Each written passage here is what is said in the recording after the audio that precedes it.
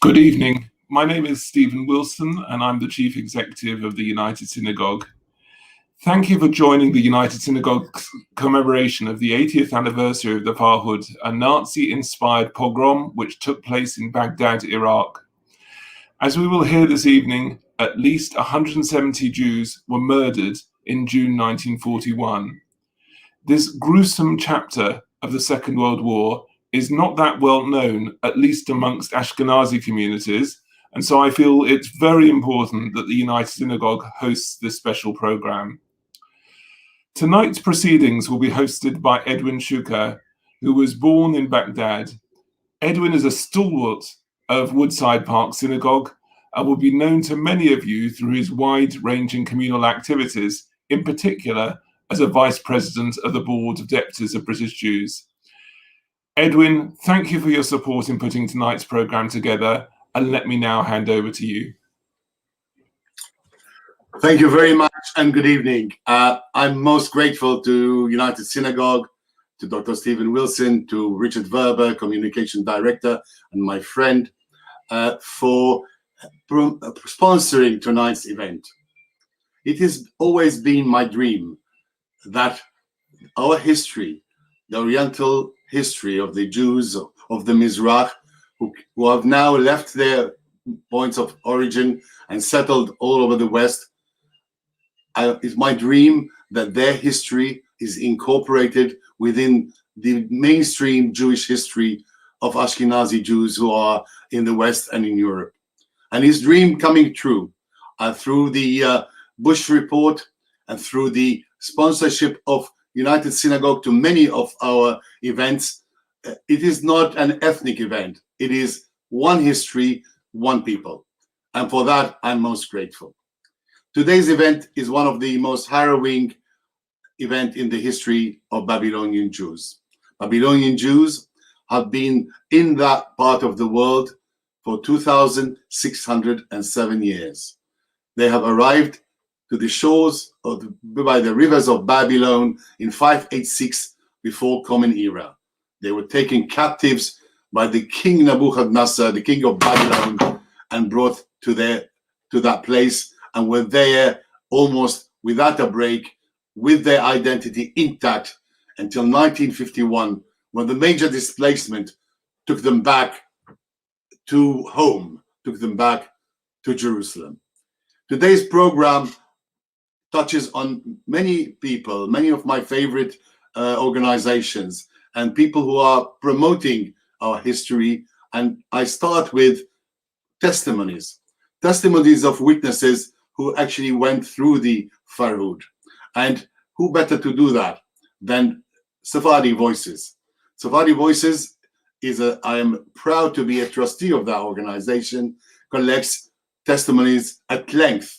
And anyone here who is listening to here, who knows someone born in the Orient, who has a story to tell, please get in touch with Sephardi Voices. I'd like to introduce the CEO, the Chief Executive, Dr.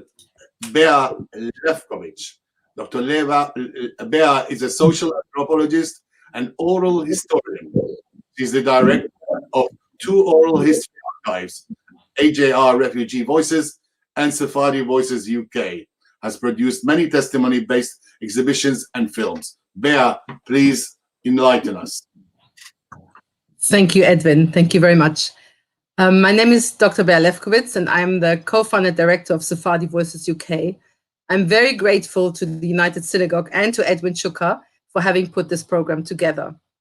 It is my honor to be here with you today on the very important occasion of the 80th anniversary of the Farhud, the violent pogrom against Jews carried out in June, on the 1st and 2nd of June, 1941 in Baghdad. This event has received very little attention in history books, and only more recently has it been contextualized within the wider field of the Holocaust. Because so little is known about the Farhud, the testimonies of the survivors are of utmost importance, and we should collect the testimonies as long as we can. When the discipline of oral history was developed, its explicit aim was to document undocumented history, and there could be no better example of the importance of this endeavor than the Farhud.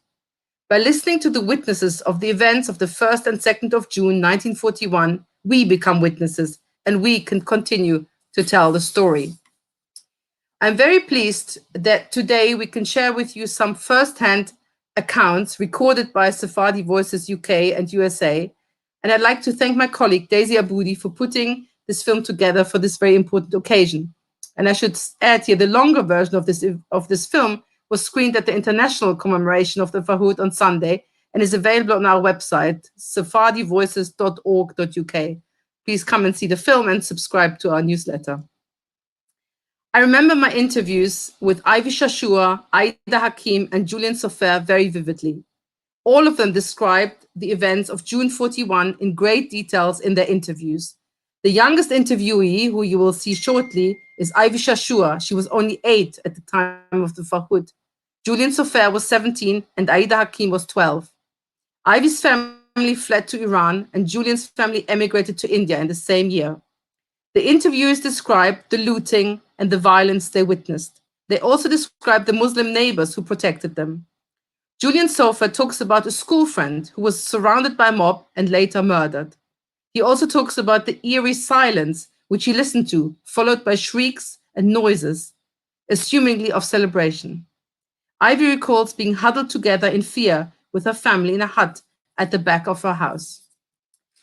I think that these strong and very tangible memories illuminate the historical importance of the Farhud for the Jewish community as a whole, but they also underline the huge traumatic impact these experiences had on individual lives. It is high time that the testimonies such as the ones we are featuring here today will be represented in the classroom, in museums, and in new digital spaces. We need to ensure that these stories are not forgotten. This also means that within our Jewish communities, we need to talk about events like the Farhud in our synagogues, in our cheders and schools, and enable spaces of encounter and discussion, such as tonight. Sephardi Voices UK has been collecting testimonies for the last 10 years. We're honored that we could capture the memories of Jews who had to leave their homes in cities like Baghdad, Cairo, Alexandria, Basra, Khartoum, or Tehran. Following the Board of Deputies' Commission on Racial Inclusivity in the Jewish Community, it becomes clear that it is our duty to embrace the multifaceted history and culture of the Sephardi Mizrahi Jews who settled in the UK. It is time that we listen and learn from the more than 100 interviews we have conducted so far. With the recent rise of anti-Semitism and anti-Zionism, it seems more important than ever to revisit the histories of coexistence and integration, persecution and displacement of the Jews from North Africa, the Middle East, and Iran, and ensure that their stories are not forgotten. Thank you. And now let's view the 5 minutes short film.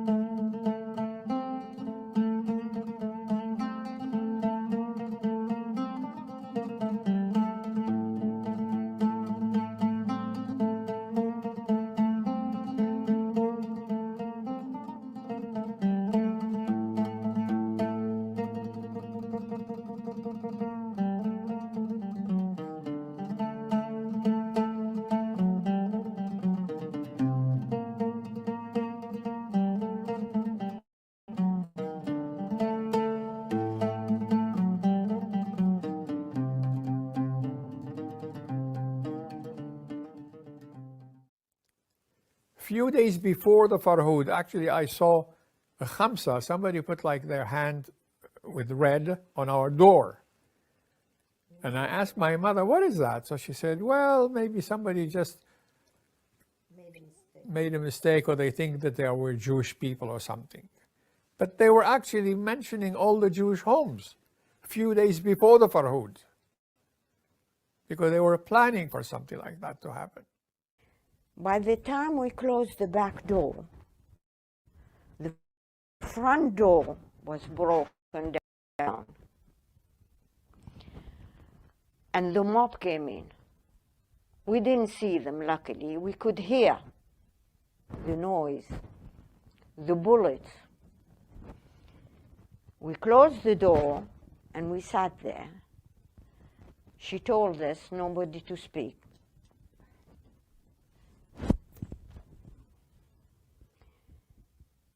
We could hear bullets. We could hear screaming.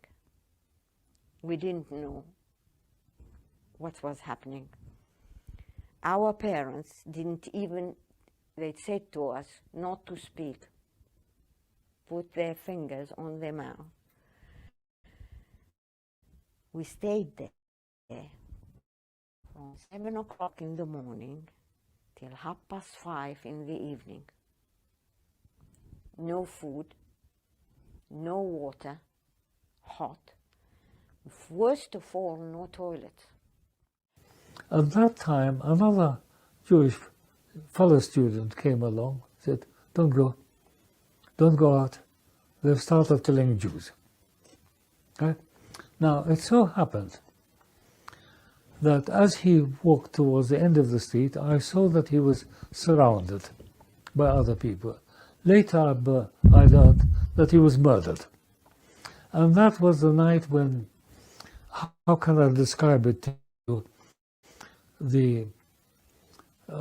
There was a lot of, sometimes, period of eerily silence, I suppose, when the marauders were surrounding Jewish people. And then there would be a huge hysterical cry, presumably when a crime was committed. And there was a lot of shrieking and screaming that went on right through the night. What he found, the house was empty, literally empty. Even the windows were taken out, the doors were taken out, the banisters were taken out. And there were only papers in the house, and our cat, we used to have a cat, she was meowing all the time, and there was no sign of life at all.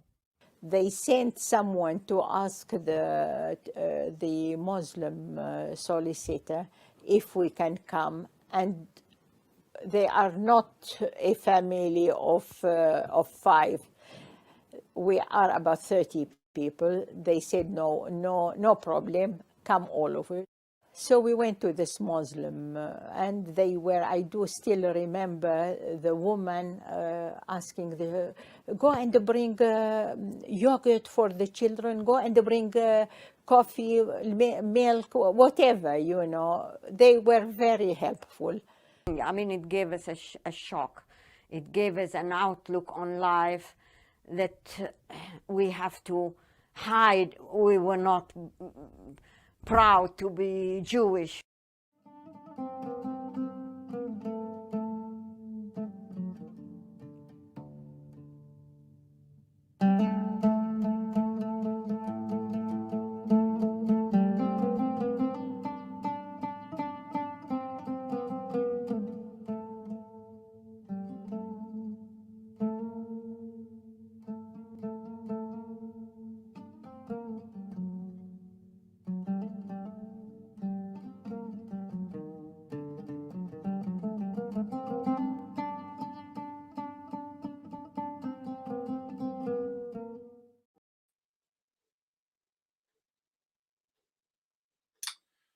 That was most touching, and I'm very grateful for Sephardi Voices for providing that very short clip.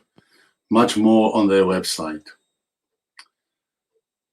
When the mob came for the Jews of Baghdad, what a title for an article. Wall Street Journal. Just got that flash the other day, and I'm sure many of you received it. I said, my God, the Wall Street Journal. Who wrote for the Wall Street Journal, and how they managed to get the story of the Farhud on that paper? And I looked the name, and it's no other than my dear friend, Joe Samuels. Joe, I met him 40 years ago, back in Jerusalem, and I had the privilege to meet him a couple more times in his home in LA. Joe was 10 at the time of the Farhud, and that makes him a sprightly 90. But you look at the spirit of that man, and I'm so very grateful. He joined us this morning from LA, live, in spite of all the technical difficulties. He's with us, and I hope we can hear him as well as see him. And now I can see him very, very well. Joe, would you unmute, please? Or would Richard unmute you? Good afternoon to you, Joe. Good afternoon. Good evening to you, Edwin. I am so grateful that you are joining us today live from LA. And I wanted to congratulate you for raising all our pride in making a blog, an actual article in the Wall Street Journal. How did you do it, Joe? I don't know, maybe stroke of luck. I wrote the article, and I had previously published article in the Washington Post. So I sent the article, and I said, I'll send it to the Wall Street Journal. And they immediately responded. And then I worked with them, and I was so delighted. In fact, I just sent them a thank you note for putting our story in front of the world of what happened to us. So I don't have a special connection, but I tried.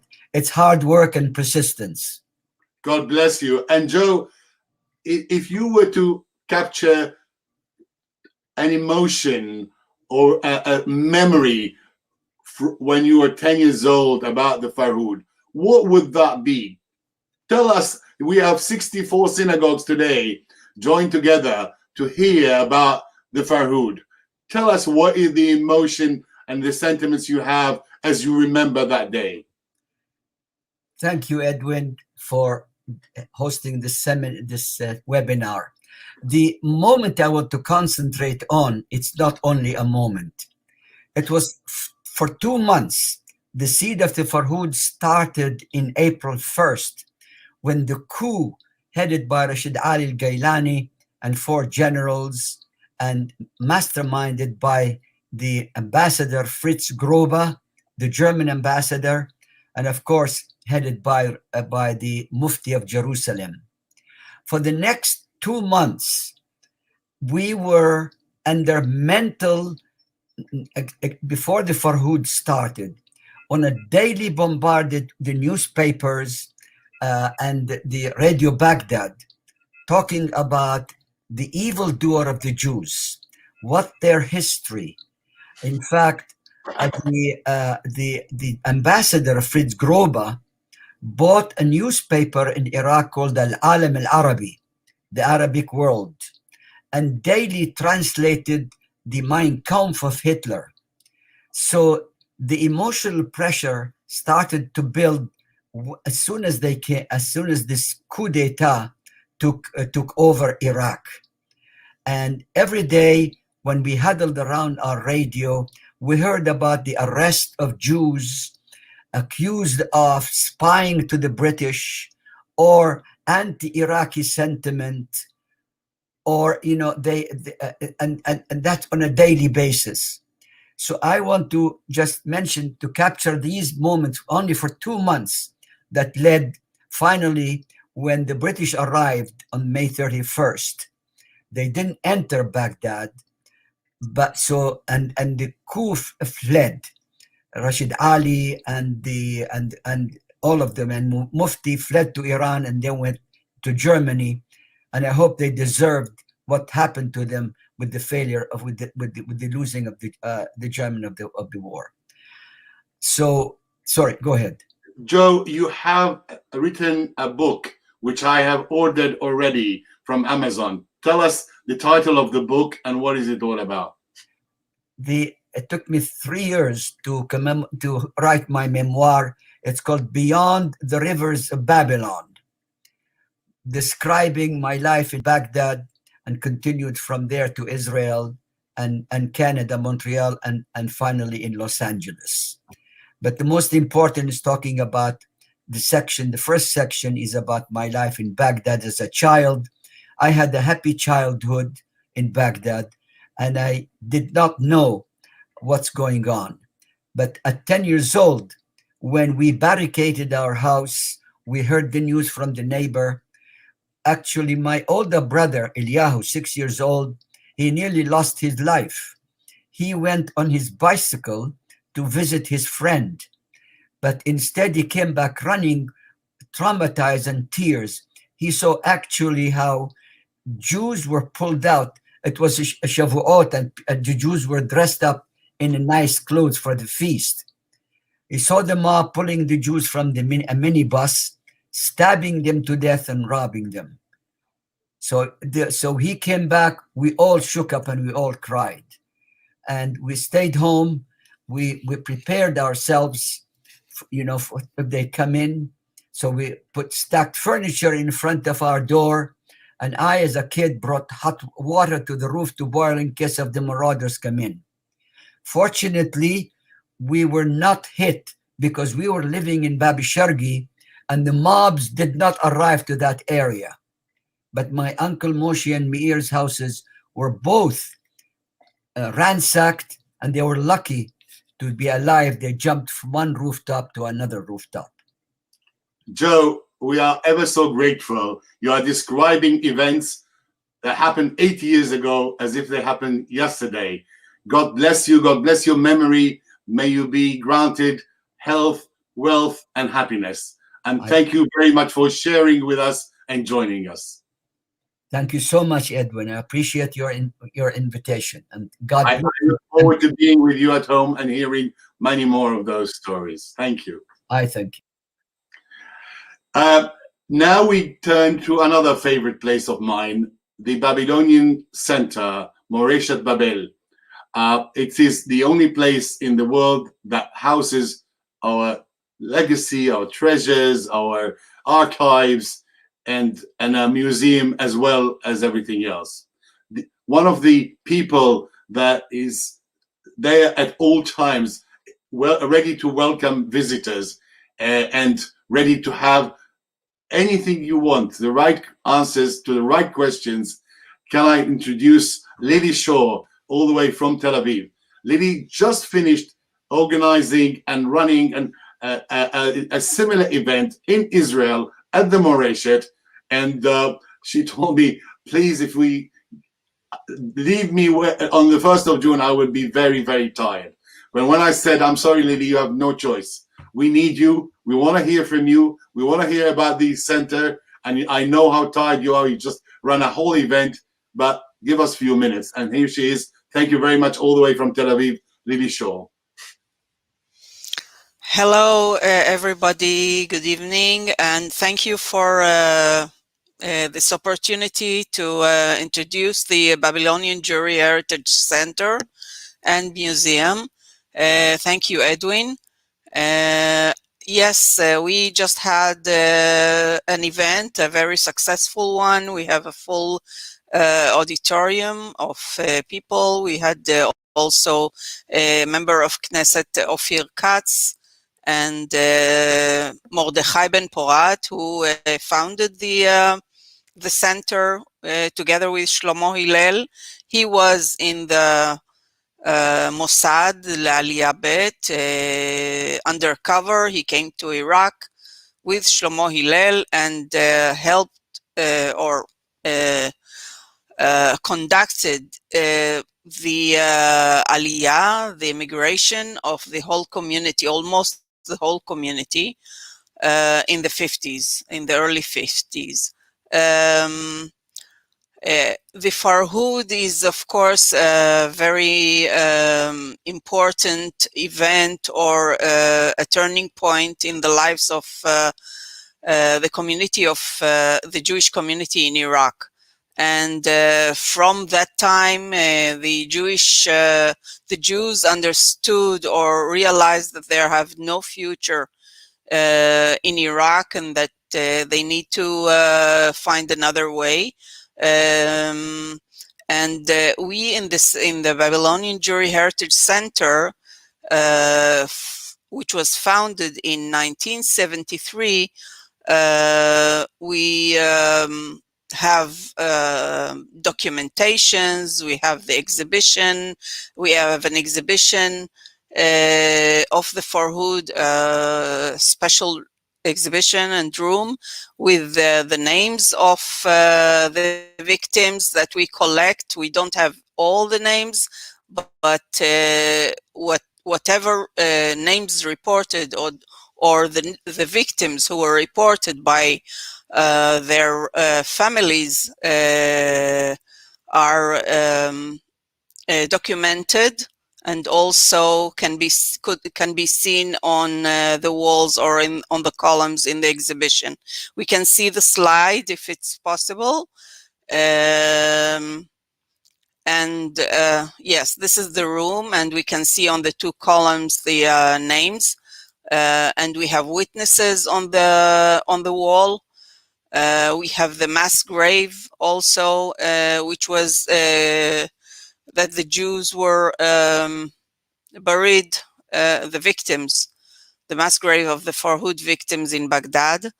And we have also films and documentations, interviews, testimonies in this room. And also, of course, all the time since the 70s until now, we are still going on with the research and documentation. We have many books published about the Farhud, and we discover all the time, every year, new information and new names based on testimonies of families, and we add them to the list of the victims. Can you hear me?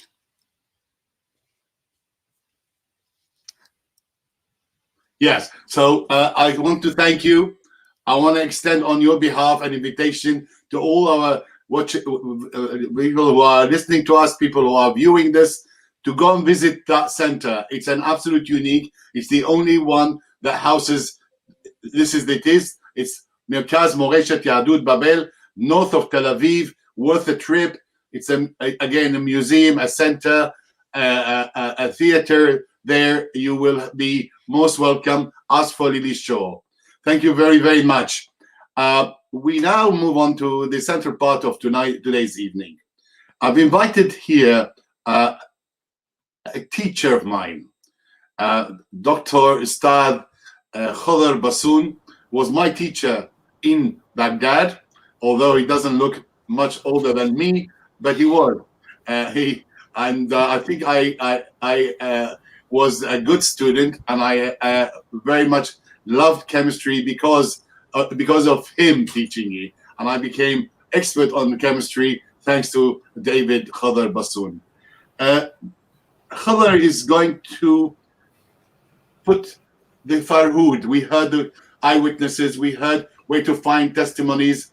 We saw Khodr is going to put in context this event, this event that was such a major part of the history or the end of history of Babylonian Jewry. Khodr is the chair of the Association of Iraqi Jewish Academics. These are mostly academics who actually converse, write, and read, of course, Arabic. And while Dr. Bassoon is going to tell us about the Farhud, I want him to also address the interest we are receiving from Iraq itself, from Arabs, from Muslims all over the Middle East. And for that, we have to be grateful for the dozen or so luminaries, academics like Khadr, like Linda Manuchin, like Lady Shaw, who actually give talks and lectures in Arabic. And tomorrow, Khadr is running a whole event on the Farhud in Arabic addressed to the Middle East. And today I was distributing it in the Khalij, in Dubai, in Iraq, and Khadr, most welcome. I'm very grateful. I know you've done the Farhud now in Arabic, in English, in Hebrew, and in whatever other languages you learn. You know all that in the space of 48 hours. I'm grateful to you. My first question to you: set the scene for us. How did something like this happen? 2,500 years, the Jews are living there, 20th century, the Brits come, they are captains of industry, leaders in politics, in music, in culture, they are in the Communist Party, they are in the civil servants, and boom, like a bomb, something like that comes in. Mobs going out to actually destroy, kill, burn, and who knows what else had in mind, probably the final solution. Put the scene for us in context. Thank you, Edwin. Very kind of you to say all these things. I just want actually to set up the scene slightly before all these events happen. Basically, the Iraqi Jews emerged in the 19th century again in terms of education. For example, as you know, the Alliance Française opened its first school in 1864 for male, and then in 1893 opened the first school for girls.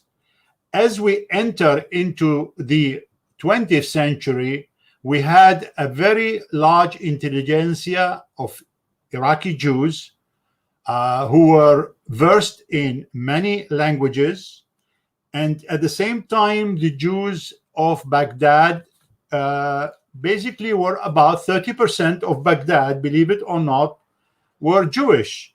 Baghdad was a Jewish city almost. 3% of Iraq was Jews.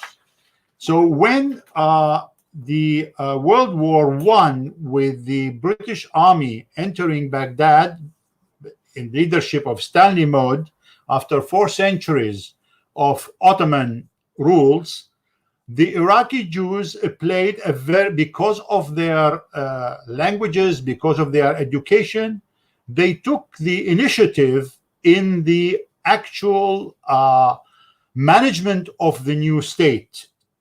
And when the Iraqi kingdom was established in 1921 with Faisal bin Sharif Hussein as king under the British mandate, the Jews played a very important role in his administration. And actually, it was considered that period as the golden age of Iraqi Jews. King Faisal tried to create a cohesive society from dozens of ethnic, let's call it minorities and religions and so on. Some of them, they were the original inhabitant of Iraq before even the Arabs came.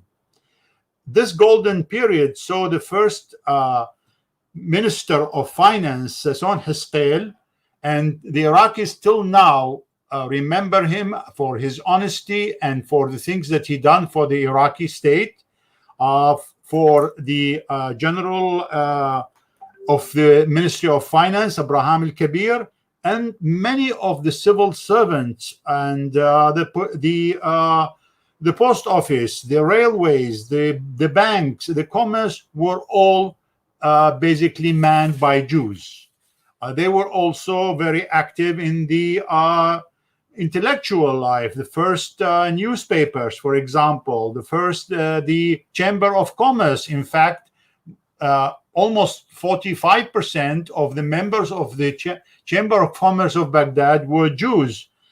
They controlled about 95% of imports in Iraq. 55% of the commerce was in their hands. They established more than 10 banks and financial institutions. They were represented in the Senate and as well as the parliament. And they were, as you said, they were involved in Arabic, in the music. The first major part of the graduated from the medical school were Jews, and so on. So what happened suddenly? That things changed and led eventually to the Farhud. There was always this beginning between what's called Iraqi nationalism and between Pan-Arabism. At some stage, they thought that the Iraqi nationality, in the sense of unifying all the different components of Iraqi society, will be the dominant. But unfortunately, more and more, the Pan-Arabism took control. And this has a certain kind of background. Those people who were in the leadership largely were Sunnah. They came from the Ottoman, basically. A lot of them served in the Ottoman army. They were trained by Germans. So there was already some kind of sympathy within these things.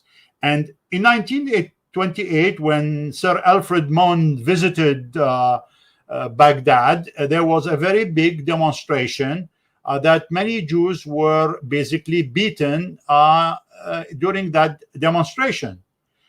Already some institutions that promoted Arabic culture, for example, in 1931, once called the Arabic Culture Association, had a lot of Iraqi Muslim who were anti-Jewish, Syrian and Palestinian teacher, and even a Christian, but it closed its door to the Jews. Now, once Iraq actually got its independence in 1932, although it's actually guaranteed supposedly the equality and for all the minorities, it's actually started with a very bad situation. In August 1933, there was a big massacre against the Assyrians by the same Rashid Ali al-Gailani that you will hear about in soon, about the Farhud. And with the leadership of Bakr Sidqi, they actually destroyed many Assyrian villages, almost 63, killing people, separating men and women from men, and killing men and dragging them in the street. 63 villages and about 600 to 3,000 people were killed. So you can see already the seeds of the results of Arab nationalism. Now, this combined with what's happening in Europe and the actual ascending of the Nazis, there was this unholy alliance between Nazism and between the Arab nationalism. So as soon as King Faisal died in 1933, and King Ghazi became actually the weak king, that all the conflicts between the different political parties started. A lot of basically increase in the Arabic kind of nationalism against let's say the English, and in support of German Nazism. You already heard about Fritz Gruber.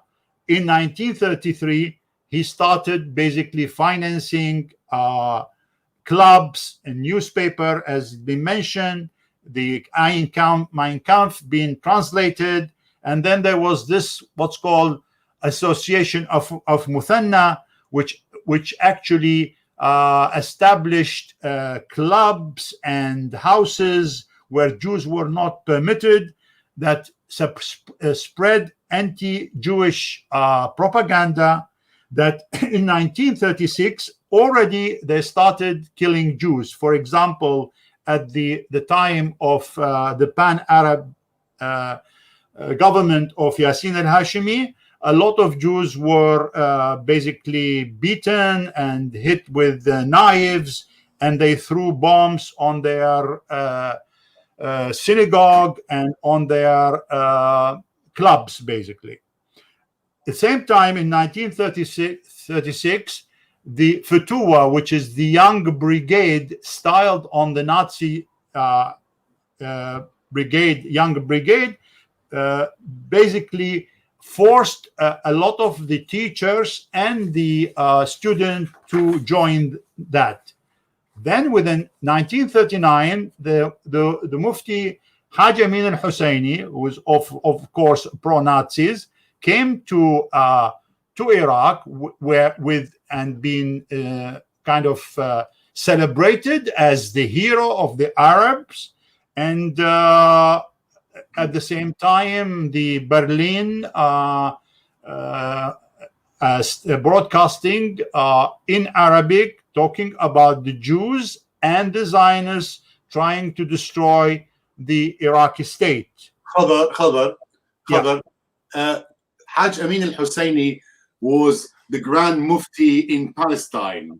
In correct? Palestine, as you may know, some people know, between 1936 and 1939, there was a kind of against the British, and a lot of Jews were killed. Eventually, the British exiled him. He went through Syria and eventually ended in Baghdad. So he sneaked in from Palestine via Syria back into Iraq, and he was one of the motivator and inciter against big motivator, and it was celebrated. Every politician, even the king, met him. Hitler as well, didn't he? Of course, Hitler afterwards. I mean, he met him after he actually escaped via Turkey and then went to Germany. But he was already in contact, and he was very instrumental, as you may know, with, for example, the Bosnian Brigade during the, and he had a lot of activities. It came with him a lot of the Palestinians that were exiled, and they played a very, very important role in agitating against the Jews. I want you to also, you have about 10 minutes, and I don't want to lose a couple of things. So I want you to weave it into the next 10 minutes. One of them is anti-Semitism. Was it imported from Europe? Does Islam, I'll ask you a couple of questions, weave them into 10 minutes. Did everything like we lived so many hundreds of years with Islam, and yet this Farhud and this movement was only after Nazism came to Europe, and Groba and Haj Amin Husseini. So was that imported, or was it also local? That's question number one. Number two, could you please also mention the impact of the 2 days of violence and an orgy of violence in the Farhud? How was that impact on Iraqi Jewry? Because you mentioned something to me last week which I didn't know about people deciding to leave Iraq after these 2 days. So if you have 10 minutes to close the subject, making sure that you mention those two. Okay, so let's talk about anti-Semitism. In its classical sense, anti-Semitism actually came from Europe. Yes, it's imported, it's the Nazis. But within, as you know, within the Islam as a religion, you have both sides. You some places in the Quran praises the Jews, and other consider them enemies of Islam. So and the Jews were Ahl al-Dhimma, which means, strictly speaking, the protection of Islam. Now, during those hundreds of years, Jews were dependent on the ruler, the Muslim ruler. Some of them were very good with the Jews, and other they suffered. So, within the context of Islam itself, and combined with Arab nationalism, with the actual anti-Semitism in the European sense, it was a toxic combination. Okay, I hope I answered your question. So there are roots already, but not in the same sense as, because strictly speaking, Arab are Semite. But so what? What we mean by anti-Semitism here is really anti-Jewish. Of course, the events in Palestine and Zionism and the concept of Jewish nationalism also did not help in that situation. Now, regarding your second questions, the Farhud, and we're not going about the Farhud because many people talked about it and what happened during those 2 days.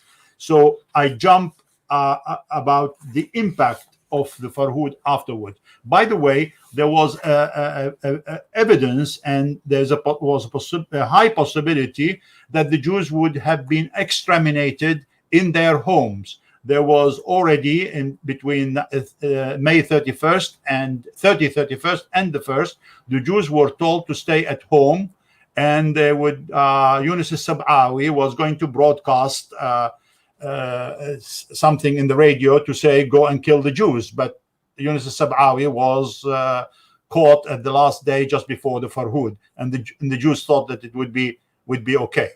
Now, the first impact of post the Farhud, obviously the Jewish community had to deal with all these people who were their lives were destroyed, with women who were raped, with the properties and houses that were destroyed, and so on. So there were the committees to take care of that. And then the Jews immediately tried to get away of Iraq. And a lot of people talk about even tens of thousands of passports were issued. But then, similar to what happened to, let's say, the European Jews, no country was available. All the gates were closed. Remember, that was also during the war. And some of them managed to get to India. Now, although things after, by the way, if you have time, we can talk about the actual committee that investigated the reasons for the Farhud and gave certain reasons, which we have talked about, and probably some of them already. The German consulate, the Berlin station, and so on. 4 minutes. Okay. So what we need to talk about is actually that this Farhud event remained in the imagination of the Iraqi Jews. So when it happened in 1948, Israel was the first impact that the young Iraqi Jews lost kind of like confidence in the leadership. So most of them went into two streams, either the Zionist stream, basically saying that there is no future for us and we will have to defend ourselves if something like this happened again. Farhud so started their training on arms and learned Hebrew, and the idea was eventually to go to Israel, to the Holy Land, and the others went to the communist stream, which says basically that we have to change the whole Iraqi system.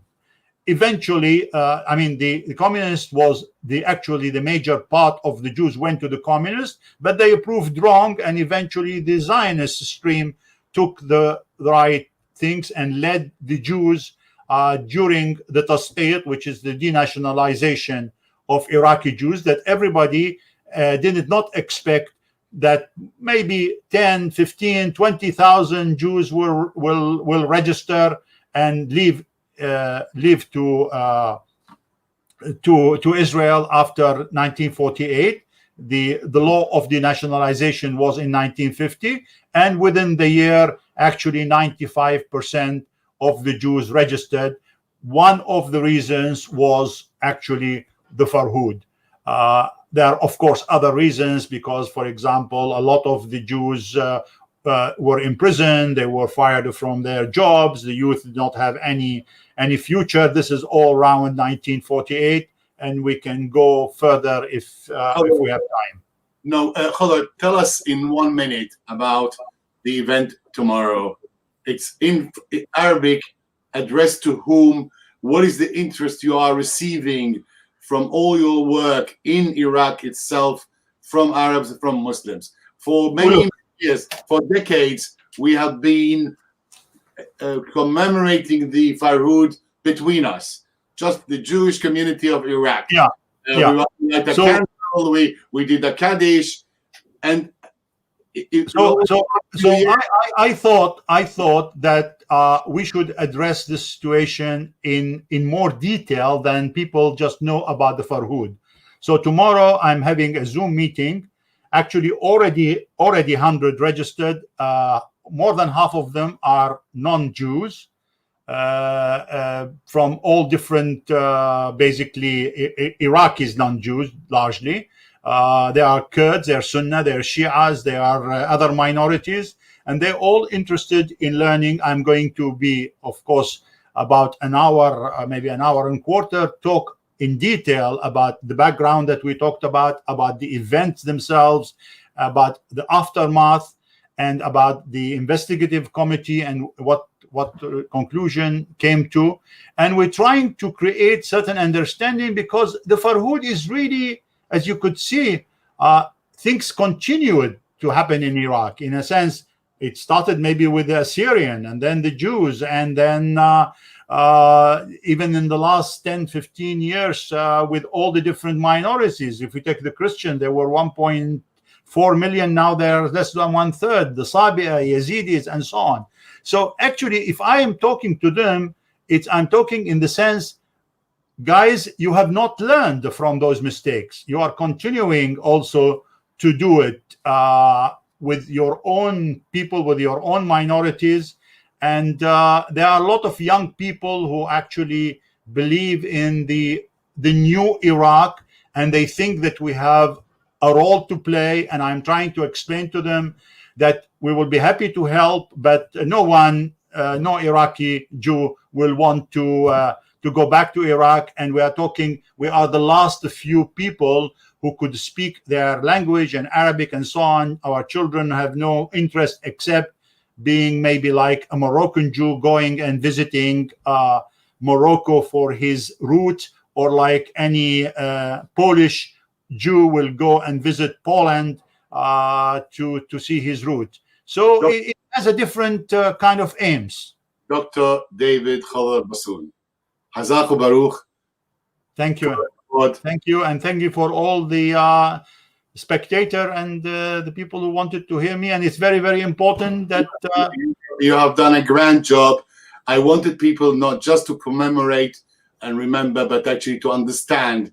And you gave us a lesson in 25 minutes, a lesson in history. This is our story and our history. Thank you very, very much. Thank you, Edwin. Follow up on what Khaler said about Iraq. There is, since the Abrahamic Accord, things have opened up in a crazy way in the United Arab Emirates. And the sixth Glad Kosher restaurant is opening up in Dubai in the next couple of weeks. But more importantly than that, someone set up a Holocaust, not permanent museum, but temporary exhibition in a beautiful, beautiful setting. And we actually spoke with him last week, and we managed to convince him, with not much needed, but to actually include the Farhud as also part of that exhibition. So for the first time ever, the Farhud will be now, through Khaler, reach Iraq and Arabs and Muslims, and through Dubai, it actually be an exhibition there. And who knows, maybe one day in our lifetime, we will tell the story of the Jew and the Arab together as an encounter, rather than each one telling his own story. Can we have now a prayer and a message from our spiritual leader, Senior Rabbi Joseph Dweck, Rabbi of the Spanish and Portuguese? A prayer in memory of those who died and the destruction that occurred to the Jewish people living in Arab lands. This in memory today, 1st June, of the Farhud that occurred on this day in 1941 against the Jews in Baghdad, Iraq. אלוהינו ואלוהי אבותינו, כתוב בדברי יחזקאל נביאך, ואתה בן אדם הענח בשברון מותניים, ובמרירות תענח לעיניהם. והיה כי יאמרו אליך על מה אתה נאנח, ואמרת על שמועה כי בא, ונמס כל לב ורפו כל ידיים, וחת כל רוח, וכל ברכיים תלכנה מים. הנה בא בניית נאום אדוני אלוהים. ובעוונותינו עשה אדוני אשר זמם, ביצע אמרתו אשר ציווה, וראינו בדאבון ליבנו הריגת אחינו ואחיותינו, שרפת בתי כנסיות וספרי תורה בידי שכנינו הערבים, ששכנו לדורות בקרבתם, וגרשו אותנו מלשבת בשלום בארצם. ורבים מקברי ישראל הרסו והחריבו, יתומים היינו ואין אב, אמותינו כאלמנות. אתה אדוני לעולם תשב, כסאך לדור ודור. השיבנו אדוני אליך ונשובה, חדש ימינו כקדם. אל מלא רחמים שוכן במרומים, המצא מנוחה נכונה על כנפי השכינה. במעלות קדושים וטהורים כזוהר הרקיע מזהירים את נשמות אחינו ואחיותינו שקבורים בארצות הגרים. יהי רצון מלפניך אדוני אלוהינו, בעל הרחמים, שתסתירם בסתר כנפיך לעולמים, וצרור מצרור החיים לשמותיהם. אדוני הוא נחלתם, וינוחו בשלום על משכבותם.